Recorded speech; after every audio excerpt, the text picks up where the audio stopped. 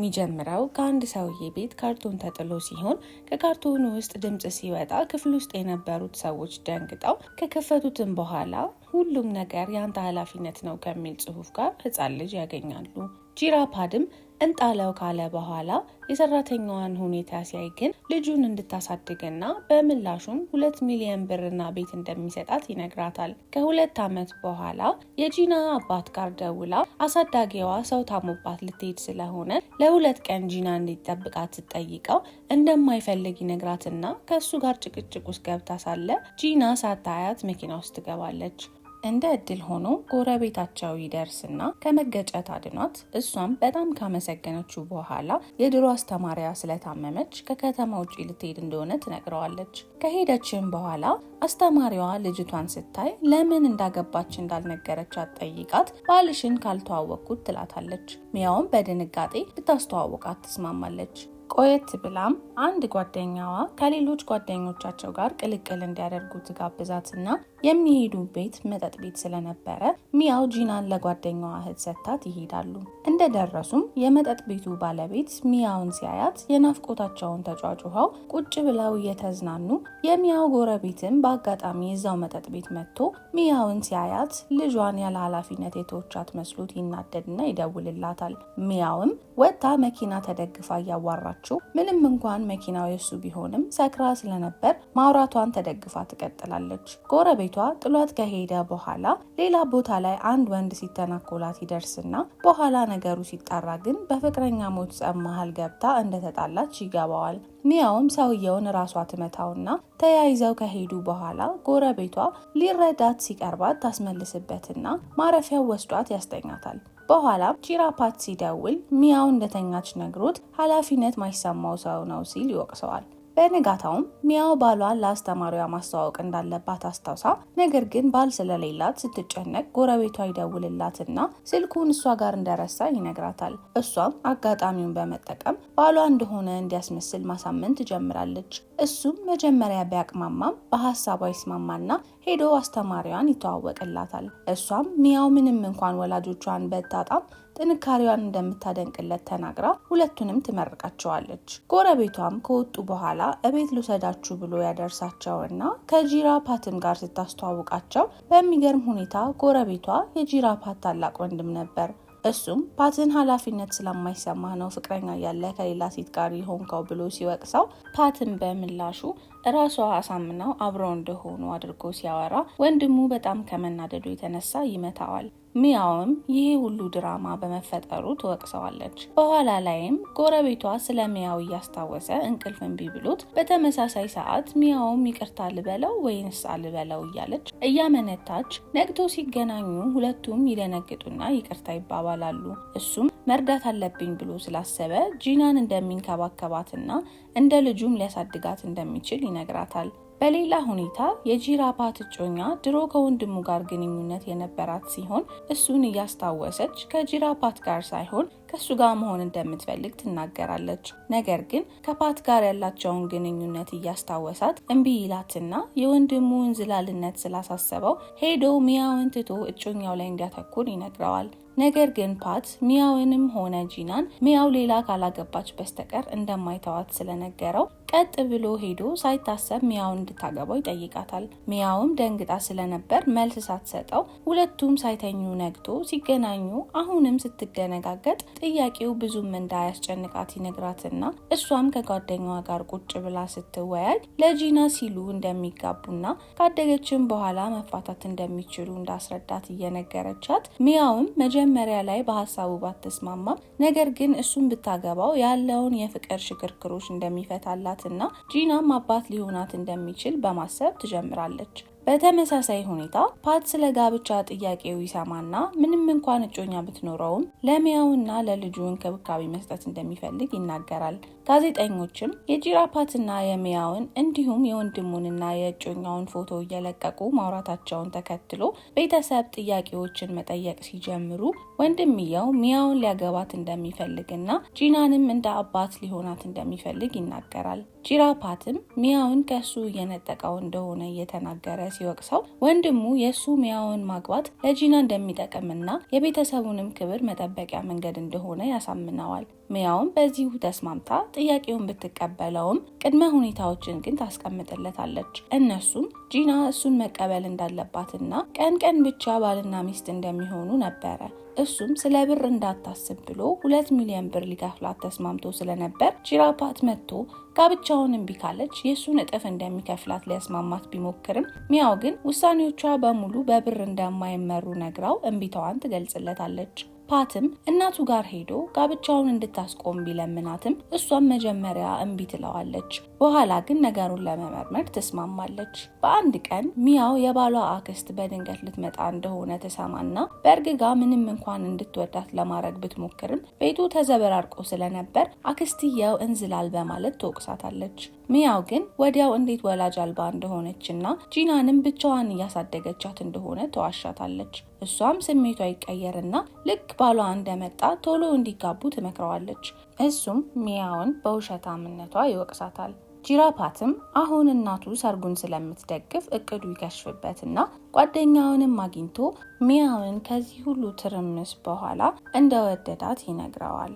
በኋላ ላይም ሚያውን አግኝቷት ለተፈጠረው ትርምስ ይቅርታ እየጠየቃት እንደሚወዳትና ጂናንም እንደሚንከባከባት ቢነግራትም ውሳኔዋን እንደማትቀይር ትገልጽለታለች። የሰርጉ ዕለት ደርሶም የተለያዩ ባህላዊ ስርዓቶች እየተከናወኑ የባሏ አክስት ወደ ቤተሰባቸው ስትቀበላት ሚያው ስሜታዊ ትሆናለች። እሱም የውሸት ጋብቻ እንደሆነ ቢነግራትም በወላጆቿ አለመኖርና ሙሽራ ሆና ራሷን አስባ እንደማታቅ ታወራለች። ከሰርጉ በኋላ ብዙ ህጎች የነበሩት ባሏ ቤታቸው ሁሌ ጽዱ እንዲሆን ከመፈለጉም በላይ ምንም አይነት እንግዳም እንደማይፈልግ እየነገራት ቺራፓት አንዳንድ ነገሮችን ላግዛችሁ በሚል ሰበብ ይመጣል። ፓት ከእጮኛው ጋር ለመለያየት ሲል አውቆ ከመንገደኛ ጋር መጣላት፣ አፍንጫውን መጎርጎር ያሉ ነገሮችን ቢያረግም እሷ ግን ሁሌ አብራው መሆን ትፈልግ ስለነበር መጨነቅ ይጀምራል። በሌላ ሁኔታ ሚያው መቀስ ፈልጋ የባሏ ክፍል ገብታ ሳለ የቀድሞ ፍቅረኛውን ማለትም የአሁኗ የፓት እጮኛን ፎቶ በማግኘቷ ጥርጣሬ ስለተሰማት ባሏን ደውላ ማሽኮርመም ትጀምራለች። እሱም በዚህ ደስ ብሎት እራት እንዲበሉ ተነጋግረው ነገር ግን ማታ ሲመጣ ቤቱ ሁላ ተዘበራርቆ ስለነበር ቢናደድም ሚያው ግን ልጆች ያሉበት ቤት እንደዚህ እንደሚሆን ማወቅ አለብህ ብለው ቀጥሎም ጂናን እንዲያጫውት መጽሐፍ ትሰጠውና መጫወት ይጀምራሉ። ሚያውም የቤተሰብ እራት ብላ ኑድል ቀቅላ ስላቀረበች መነጫነጭ ሲጀምር ይባሱኑ ብላ መጀመሪያ ጂናን እንዲያበላት ታረገዋለች። ጂናም ምግቡን ፊቱ ላይ በመበተኗ ሚያው ስቃ የባሰ ታናድደዋለች። ቆይታም ከመስሪያ ክፍሉ ሆኖ በሁለቱ ሳቅ የተረበሸው ባሏ በቲቪው እንደሚስቁ አይቶ ቀንሱት ሲላቸው ሚያው የስራ ሰዓት አሁን አይደለም በማለት ከጂና ጋር ጊዜ ያሳልፍ ስትል ታስገድደዋለች። ምንም እንኳን ተገዶ ቢሆንም አሪፍ ጊዜ ያሳልፉና የቤተሰብ ፎቶም ይነሳሉ። ይህንንም ፓት ሲያይ ትዳራቸው የእውነት እየሆነ ነው ብሎ ፈርቶ ይደውልላትና ሚያው ግን ምንም ስላልጣማት ጆሮ ላይ በመዝጋቷ እሱም ከዚህ በኋላ ስለሷ አያገባኝም ሲል ራሱን ያሳምናል። በሌላ ጊዜ ሚያው የባሏ አክስት ምግብ መስራት እንድትለማመድ ትጠራትና ሚያው ምንም እንኳን ሬስቶራንት የመክፈት ህልም ቢኖራትም ማብሰል ብዙም ስለማትችል ግራ ትጋባለች። ቺራፓት አጋጣሚውን ተጠቅሞ እጮኛውና የሚያውን ባል ለማቀራረብ ኮርኒፓን ቤታቸው ይጋብዛታል። ፎቶውንም ስላየ ባሏ በቶሎ ይመጣል። ኮርኒፓም ሚያውን በድንገት ስለተደረገው ጋብቻቸውና የሁለቱ ቅርበት በምንም እንደማይቀየር ታወራላታለች። ነገር ግን ሚያው ምንም እንደማያስፈራ ስትነግራት ኮርኒፓ የምታረገው ስለጠፋባት ሚያው ላይ አውቃ እንዳደናቀፈው ሰው ትሆንና የሰራችውን ምግብ ታስደፋታለች። እሷም እንደወደቀች ስለሆነች የሚያው ባል ሊረዳት ወደ እሷ ይሄዳል። እሷም አጋጣሚዋን ተጠቅማ እስካሁን ለሷ ስሜት ካለውና ስለ በፊቱ ያስብ እንደሆነ ስትጠይቀው ሁለተኛ ስላለፈው እንዳታወራበት አስጠንቅቋት ይሄዳል። ምሽት ላይም እራት ሲበሉ ሚያው ለባሏ ምግብ ስታደርግለት ኮርኒፓ በፊት እሱን ምግብ አይወደውም ነበር ብላ ለማሳቀቅ ስትሞክር ሚያው ግን አሁን ወዶታል ብላ ባሏንም አደል እንዴ ስትለው እሱም በፈገግታ ይስማማል። ኮርኒፓም ውስጧ እያረረ ፈገግ ከማለት ውጪ ምንም ማድረግ አልቻለችም ነበር። አክስቱም ሚያው ለማብሰል ሁሌ ስለምትመጣ ጂና ለትንሽ ጊዜ እኔ ጋር ትቆይ የሚል ሀሳብ ስታመጣ ፓት ባይስማማም ጂናን ሰጥተዋት ይመለሳሉ። እቤት ከደረሱም በኋላ ቤቱ በመዝረክረኩ ምክንያት ስለተቆጣት ሚያውም እየተነጫነጨች ማጽዳት ትጀምራለች። ትንሽ ቆይቶም እሱም ማገዝ ይጀምርና እያወሩ ሳለ በመሃል ለድሮ ፍቅረኛው ስሜት ካለው ስትጠይቀው እሱ እንደሌለው ቢመልስም እሷ ግን እልህ ስለያዛት መኝታ ቤት ውስጥ ስላገኘችው ፎቶ መናገር ትጀምራለች። ነገር ግን እራሷን ስትበረብረው እንደነበር ስላጋለጠች ትደነግጥና እሱም ቤት ውስጥ ስላወጣቸው ሕጎች ሲያስታውሳት መቀስ ፈልጋ እንደነበር የገባችው ትነግረዋለች።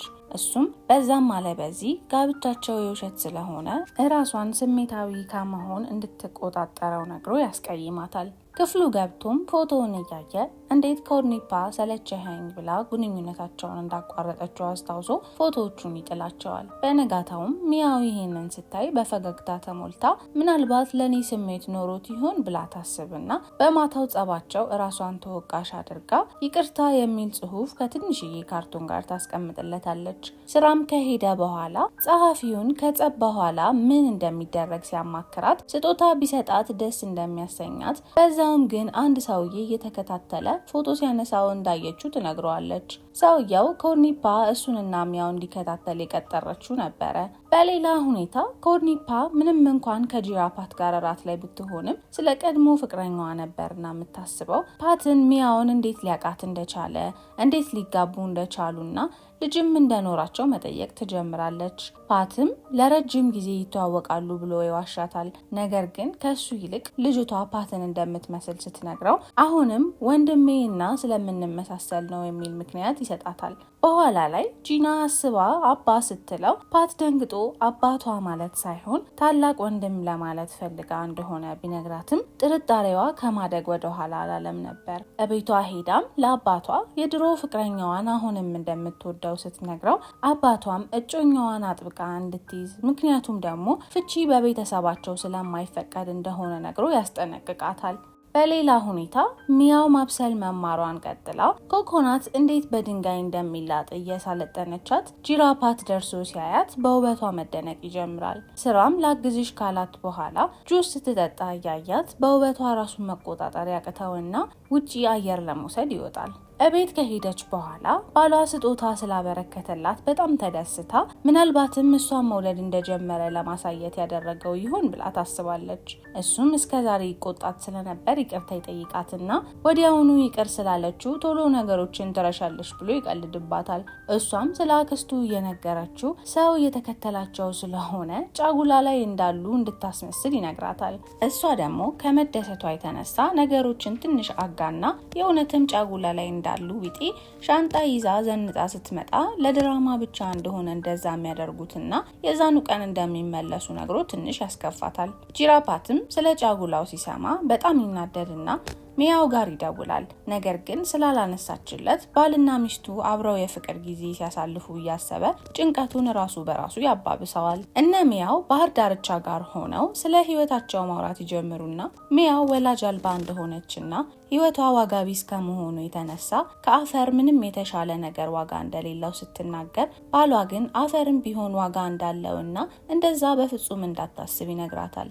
እሷም ከአሁኑ ዕለት በኋላ ህይወቷ ውስጥ ቁም ነገር እንደምታረግ ለራሷ ቃል ትገባለች። በሌላ በኩል ጂራ ስለ ሚያው ለጓደኛው እየነገረው እሱም ድሮ ሚያው ለፓት ስሜት እንደነበራት ይነግረዋል። እድሜውን በሙሉ ብር ብቻ እንደምትወድ ያስብ የነበረው ፓት በዚህ ዜና በጣም ይገረማል። ሚያውን ሲያገኛትም እውነት ተወደው እንደነበር ያፋጥጣታል። እሷም የበፊት እንደሆነ ብትነግረውም እሱ ግን አሁንም እንደሚወዳትና አብሮ መሆን እንዳለባቸው ማውራት ይጀምራል። ሚያው ግን ወይ ሰክሮ ይሆናል ብላ በማሰብ በቁም ነገር ባትወስደውም ባሏ ራሱ መጥቶ ግን ስሜቱን ከመናገር ወደ ኋላ አላለም ነበር። በዚህም ባሏ እየጎተተ ሚያውን ይወስዳታል። መሽቶ ተኝተውም ሚያውን በኋላም የጂራፓት ንግግር እንቅልፍ ይነሳቸዋል። ሲነጋም ሚያው ጭንቀቷን ለመርሳት ብላ ስልኳን ዘግታ ቁርስ ለባሏ ከሰራች በኋላ ባሏም እንዴት ዛሬ እንደዚህ ልታረግ እንደቻለች ሲጠይቃት ምንም ቢሆን የተከፈለኝ ሚስትህ ነኝ ስትል ትቀልድበታለች። እሱም ጂራፓትን ተወጁ ትወጂዋለሽ ወይ ብሎ ሲጠይቃት ለሱ ብቻ ስሜት እንዳላት ስትናገር ከደነገጠ በኋላ ቀልዴን ነው ብላ አሁንም ትስቅበታለች። ቆይቶም ፓትን ማውራት አለብኝ ብሎ ሲነሳ እጁን ትይዘውና በአጋጣሚውም ይሳሳማሉ። ጂራ ፓት ጋርም ሄዶ ከአክስቱ ጋር ሲያወራ ለቤተሰቡ ጊዜ መስጠት እንዳለበት ትመክረዋለች። ኮርኒፓ ስለ ጫጉላቸው ከሰማች በኋላ ልታዋርዳቸው ስለፈለገች አውቃ ስለ ሀብታም የድርጅት መስራቾችና ሚስቶቻቸው የሚያተኩር ፕሮግራም ላይ እንዲሳተፍ ትጠይቀዋለች። እሱም ስለተስማማ ከሚያው ጋር የሚወዱትንና የሚጠሉትን በወረቀት ጽፈው ይሰጣጣሉ። በእሱም እርስ በርስ እየተቀላለዱ ጊዜ ያሳልፉና በኋላ ላይም ጂናን አሲዛው ወተት ልትገዛ ስትወጣ ሳታስበው ከጂራ ፓት ጋር ይጋጫሉ። እሱም ስላለፈው ምሽት ይቅርታ ሊጠይቃት ፈልጎ ስለነበር እየተከተላት እንደሆነና እንደዛም ያላት ሰክሮ ስለነበር እንደሆነ አሁን ጓደኛ ማቾች እንዲሆኑ ይጠይቃታል። እሷም ተስማማና ይተቃቀፋሉ። እቤት ባሏ ስለቆየችበት ተጨንቆ ነበርና እሷም ይሄንን ስላወቀች ወረፋ በስቶብኝ ነው ስትል ተዋሸዋለች። እሱም ከጂራ ፓት ጋር እንዳላያት ሁሉ ዝም ብሎ ይሰማታል። ወዲያውም አክስቱ እንደመጣች ይሰሙና የቤቱን ሁኔታ ካየች የእውነት ባልና ሚስት እንዳልሆኑ እንደምትነቃባቸው አስበው እንደ ነገሩ ቤቱን ያስተካክሉታል። ነገር ግን አክስቱ ሲዋሹ ታቀርባቸዋለች። ስለ አተኛኘታቸው ማጥብቃ ስትጠይቃቸው አንድ ላይ እንደሆኑ ለማሳመን ይሞክራሉ። ሁለቱም ሲጨነቁ ከመሸ በኋላ በስራ ደክሞ ጠረጴዛው ላይ ተኝቶ ስታየው ቀስቅሳው ወደ አልጋ እየሄደ ምንም እንኳን አባቷ ስራዋ ላይ እንዳታተኩር ቢነግራትም እሷ ለሚያው ባል ደውላ ለተንኮል ስላሰበችው ኢንተርቪው ታወራዋለች። ሚያውና ባሏ ተኝተው ስለ ቀድሞ ግንኙነታቸው እያወሩ የቀድሞ ፍቅረኛውን አሁን እንደማይወዳት ነግሯት ከጂራ ፓት ጋር እንዳያትና እውነት ጓደኛዋ ብቻ መሆን እንደሚፈልግ እርግጠኛ ከሆነች ይጠይቃታል። ሲነጋም ጂራ ፓት ቤታቸው ይመጣና ባልና ሚስቱ አብረው እንዳደሩ ሲሰማ ተናዶ ሚያውን ይጨቀጭካት ይጀምራል። ባሏም ከሱ ነጥሎ ይወስዳትና ኢንተርቪው ላይ እንዲሄዱ እንድትዘጋጅ ይነግራታል። እሷ ግን መሄድ እንደማትፈልግ ደጋግማ ብትናገርም ጠንከር ያለ ፍላጎቱን አይታ ለመሄድ ትስማማለች። ጂናንም አክስቱ አየላችኋለሁ ብላይ ነበረ ቢሆንም አስቸኳይ የምትሄድበት ነገር አጋጥሟት ፓትን በስተመጨረሻ እንደ አባት የመሆን እድልን አገኘህ ብለው አብሽቃው ጂናን እንዲያያት ነግረው ሁሉም ይሄዳሉ። ኢንተርቪው ላይም ከሄዱ በኋላ ሚያው ድሮ ተወደው የነበረው ልጅ አግኝታ ሲያወሩ ስለ ኢንተርቪው ረስታ ነበረ። በሌላ ሁኔታ ፓት በጂና ሁኔታ ሲቸገር እነ ሚያው ተመልሰው ስለነበር ባሏም ለብቻቸው ሲሆኑ ፓትን ስለ መጀመሪያ ፍቅሯ ሲጠይቀው ፓትም ጠንቀቅ ካላለ እንደሚቀማው ያስጠነቅቀዋል። በነጋታውም የቀረጻቸው ቀን እንደሚፋቀሩ በማስመሰል ሲጎራረሱ የሚያው የመጀመሪያ ፍቅርም አፏን በመጥረጉ ባሏ በቅናት ይቃጠላል። ኮርኒፓ አባቷ ከቤት አባሯት ጂራ ፓትም እሱ ጋር እንድትሆን ስላልፈቀደላት ተጨንቃ ስታለቅስ የሚያው ባል እነሱ ቤት እንድታርፍ ይፈቅድላታል። ሚያው ግን በዚህ ደስተኛ ስላልነበረች ለአንድ ቀን ብቻ እንደሆነ የምትቆየውና እሷን ማይመቻት ምንም ነገር እንደማያደርግ ነግሮ ያረጋጋታል። ኮርኒፓ አጋጣሚዋን በመጠቀም ቤት ውስጥ እየተዟዟረች የእውነት እንደማይዋደዱ ማስረጃዎችን መፈለግ ትጀምራለች። እሱም ሲመጣ እንደተጨነቀችና ግራ እንደጋባት ሆና የሚያውን ባል ስትሰማው ሚያውም ይህንን አይታ በጣም ታዝናለች። ባሏም እንደዚህ አይነት ነገር እንዳታረግ አስጠንቅቆ ያስለቅቃታል። በነጋታው ከጂና ጋር እየተጫወቱ ሚያው እዚህ ጋብቻ ውስጥ ለብር ቢሆንም የገባችው መስመር ግን እንዳላት መናገር ስትጀምር ኮርኒፓ ትመጣና ስለምን እያወራችሁ ነው? ደሞ እርቦኛል፣ በዛ ላይ ሰላጣ ነው የምፈልገው በማለት ሚያውን ታጣድፋታለች። ሚያውም ከሰራችላት በኋላ እያበሉ ምንም እንኳን ልትታገሳት ብትሞክርም ሞያዋን ስታጣጥልባት መቋቋም ስላቃታት ኮርኒፓ ላይ ትጮህባታለች። በሌላ ቀን ሚያው ድሮ ተወደው የነበረው ልጅ ይደውልላትና እራት ይጋብዛታል። እሷም ተስማምታ ሄዳ ስለነበር ባሏ የት እንደሄደች ስላላወቀ እናም ተናዳብኝ ይሆናልን ብሎ አስቦ ስለነበር ጂናን ቪዲዮ ቀርጾ ቢልክላትም መልስ ሳትሰጠው ትቀራለች።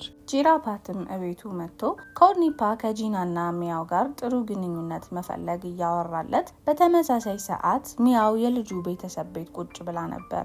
ባሏም ነገሮችን ቀለል ለማድረግ ብሎ እራት አብስሎ ቢጠብቃትም ስላልመጣች አሁንም ደውሎ እራት አብስሎ እየጠበቃት እንደሆነ ሲነግራት በስተመጨረሻ ለማምጣት ተስማማና ነገር ግን ልጁ ስለሸኛት መጀመሪያም ተናዶ የነበረው ባሏ ይህንን ሲያይ ሌላ ወንድ ቤት ሄድሽ ብሎ ይወቅሳታል። መጣላት ቢጀምሩም እንኳን ለጂና ሲሉ የውሸት ስቀው ያልፉታል። በነጋታውም ቁርስ አዘጋጅታ ስትጠብቀው ባለመኖሩ ግራ ገብቷት ሳለ ከስራም ተደውሎ ጸሐፊው ስላልገባ እንደተጨነቀች ይነገራታል። ሚያውም ተጨንቃ ቤት ውስጥ እየተዟዟረች ስትፈልገው የሰራው ምግብ መርዞት ወድቆ ታገኘዋለች።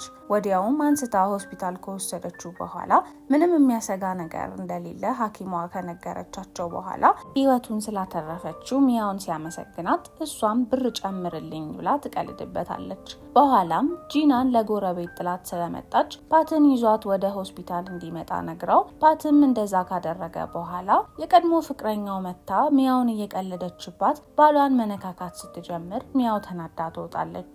ቤት ከተመለሱም በኋላ በደንብ ተንከባከቢኝ እያለ እንደ ልጅ ሲሆን እሷም የሰራችውን ምግብ እያጎረሰችው የሁለቱ ግንኙነት መስመር ይቀየራል። በነጋታውም የገና ዛፍና ሌሎችም ጌጣጌጦች አድርጎ ሰርፕራይዝ ያረጋትና እንደ ስጦታ ደግሞ ሊፕስቲክ አስቀምጦላት ስለነበር ለሙከራ ከተቀባችሁ በኋላ ሲያያት በጣም ስለማረከችው ቀስ ብሎ ተጠግቷት በፍቅር ከንፈሯን ይስማታል። ሚያው ብዙ መሳም ስለማትችል እየተለማመደች ሳለ ከቀለደባት በኋላ የሱን ኤቲኤም ካርድ እንደ ተጨማሪ ስጦታ ይሰጣታል። ሚያው ጂናንና ባሏን ይዛ ቀኑን ሙሉ ልብስ ሲገዙና ሲዝናኑ ከቆዩ በኋላ ሲመለሱ ጂራፓት ጋር ይገናኙና ሚያው ቦታዋን ረስታ የእውነት ፍቅር እየያዛት እንደሆነ ይነግራታል። በሌላ ሁኔታ ጓደኛዋን አግኝታት ሚያው እውነትም ከባሏ ጋር ፍቅር እየያዛት እንደሆነ ትናዘዛለች።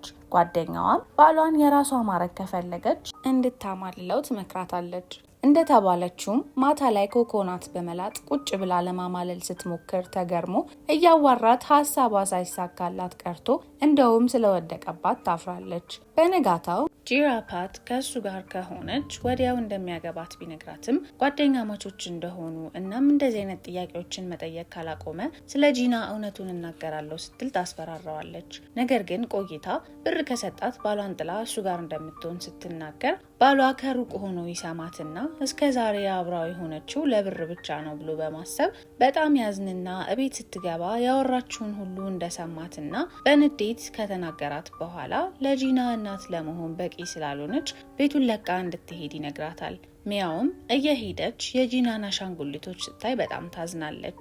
መውጣቷንም ሲያይ ብቸኝነት ተሰምቶት እሱም በጣም ያዝናል። በነጋታው ጂራፓት ከጂና ጋር እየተጫወተ ሳለ ሚያውን ከቤት እንዳስወጣት ሲሰማ እንዴት እንደዚህ አይነት ነገር ታደርጋለህ ሲል ጮሆበት በቦክስ ከመታው በኋላ ክፍሉን ለቆ ይወጣል። ሚያው በድብርትና ብቸኝነት ስሜት ባህር ዳርቻው ጋር ሄዳ ከዚህ በፊት ከባሏ ጋር መታ ስላሳለፈችው ጊዜ እያስታወሰች ተክዛ ሳለ ጂራፓት በስልኳ አድራሻውን አግኝቶ ይመጣና ምንም እንኳን ባትፈልግም በግድ በውሃ ያጫውታታል። የሚያው ሀሳብ ግን አሁንም ጂና ጋር ነበር።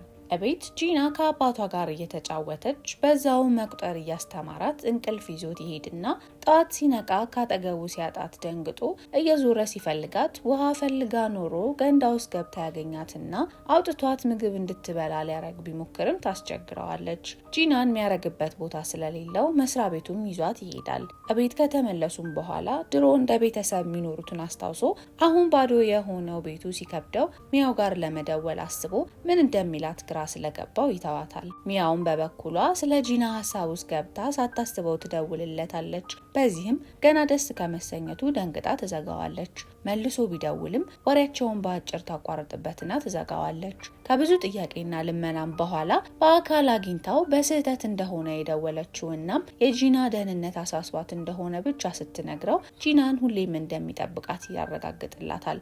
እሷም ያን ያክል መጥፎ አድርጎ ካሰባት ብሩን እንደምትመልስለት ትነግረዋለች። እሱ ግን ይቅርታ ይጠይቃትና ምንም እንኳን ብትናደድም እሷም ይቅርታ ስላደረገችለት በሰላም ወደ ቤቱ ተመልሶ ሳለ ጂራፓት ይመጣና ለሚያው ከዚህ በኋላ እንደማያስፈልጋትና ፓት ካሁን በኋላ እሱ እንደሚንከባከባት ይነግረዋል። ነገር ግን ሊተዋት ፍቃደኛ ስላልነበር ሁለቱም ተወራርደው እሷ ከመረጠችው ጋር እንድትሆን ይስማማሉ።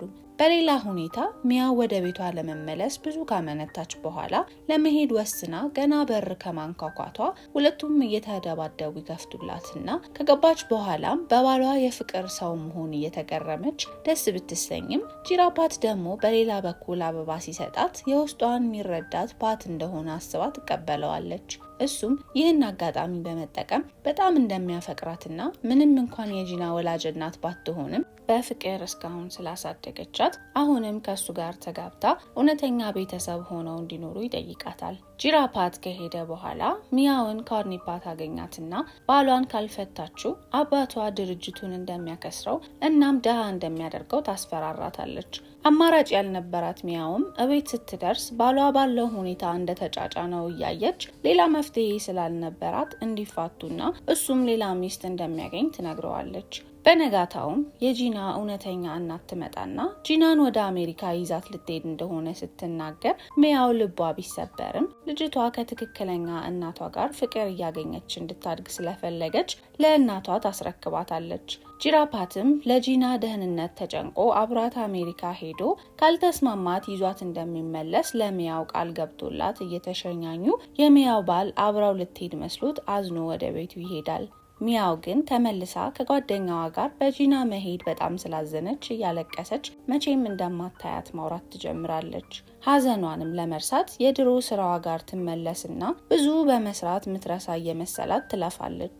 ባሏም የት እንደሆነች ደርሶበት ከመጣ በኋላ ሚያው የምታየው ቅዠት ስለመሰላት ጓደኛዋ በአካል እንደመጣ ታሳምናታለች። ሚያውም እንደምታፈቅረውና ከኮርኒፓ ጋር ሊሆን ነው ብላ ስላሰበች እንደሆነ የተወቹ ትነግረዋለች። እሱም አዝኖ ቀስ አድርጎ ይስማታል። በነጋታው ሁሉም ነገር ህልም መስሏት ሳለ ካጠገቧ ቆሞ ስታየውና ሲያቅፋት እውነት እንደሆነ ትረዳለች። እሱም ወደ ቤት እንድትመለስና ጂናም እሷን ብላ እያለቀሰች ስለሆነ መታ አብረው እንዲኖሩ ይጠይቃታል። የጂና እናትም እስከዛሬ ለልጇ እንደ እናት ስለሆነችላት ታመሰግናትና ጂራፓትና ጂና ባህር ዳርቻው ጋር እየጠበቋት እንደሆነ ትነግራታለች። ሚያውም የምትሰማውን ማመን አቅቷት ጊዜ ሳታባክን እየሮጠች ሄዳ ጂናን ታገኛታለች። ባሏም ይህንን የደስታ አጋጣሚ በመጠቀም በሚያምር መልኩ እንድታገባው ሰርፕራይዝ ካደረጋት በኋላ በጣም እንደሚያፈቅራት እየነገራት ከአፈር የተሰራም ስጦታ ይሰጣትና በጣም ትልቅ ዋጋ እንዳላት ይነግራታል። ውድ ተመልካቾቻችን ለዛሬው የነበረን የፊልም ፕሮግራም ይሄንን ይመስል ነበር። በሌሎች ተመሳሳይ አዝናኝ የፊልም ታሪኮች እስከምንገናኝ ቸር ሰንብቱ።